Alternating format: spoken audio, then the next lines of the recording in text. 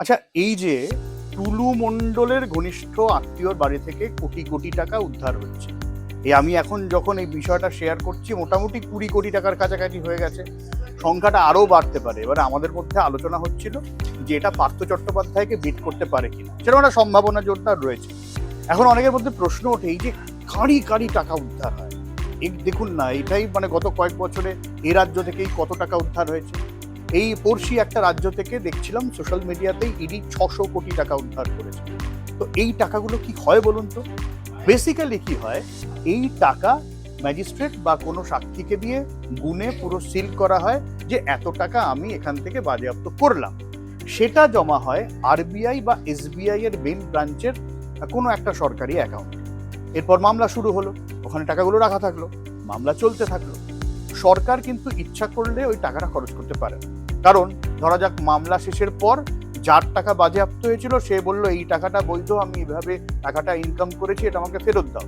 তখন কিন্তু যদি 5 বছর 10 বছর মামলা চলে, তখন কিন্তু ওই টাকা সুদ সমেত ফেরত তাকে দিতে হয়। যদি না হয় তাহলে আজকাল যেটা হচ্ছে, ব্যাংক ওটাকে ইন্টারেস্ট হিসেবে সুদে খাটাচ্ছে ব্যাংক অনেক সময়, কারণ প্রচুর টাকার বিষয়।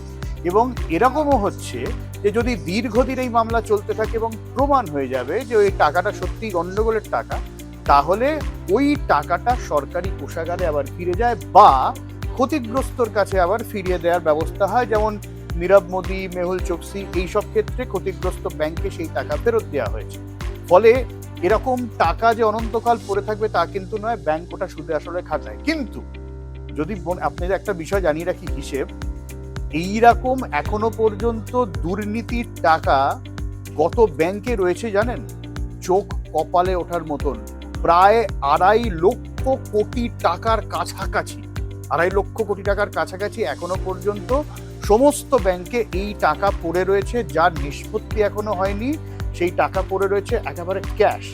ব্যাংক কোনোটা এখানে সুদে খাটাচ্ছে বা কোনোটা ঝুলে আছে মামলা। এখন প্রশ্ন হচ্ছে যে যাদের আমাদের এইরকম এত টাকা দেখে চোখ কপালে উঠছে, আমরা বলতেই পারি যে ওই টাকা তো আমাদের একটু দিয়ে হয়, গরিব মানুষের হাতে ক্যাশ দিয়ে দিলে হয়। কিন্তু এখানে সমস্যা হচ্ছে, এখানে অর্থনীতির রিভার্স এফেক্ট হবে। ফলে এই ক্যাশ সাধারণ মানুষের হাতে যদি চলে আসে, টাকার দামের পতন ঘটবে। ফলে টেকনিক্যালি টাকা থেকে যায় ব্যাংকে, ব্যাংক সুদে খাটায়, সুদ ইন্টারেস্ট পায়। মোটামুটিভাবে এই কালো টাকা সাদা টাকা অর্থাৎ অর্থনীতির মূল স্রোতেই ফিরিয়ে আনার একটা চেষ্টা করা হয়। এরকম আরও খবরের জন্য ফলো করুন জি 24 ঘন্টা ডিজিটাল।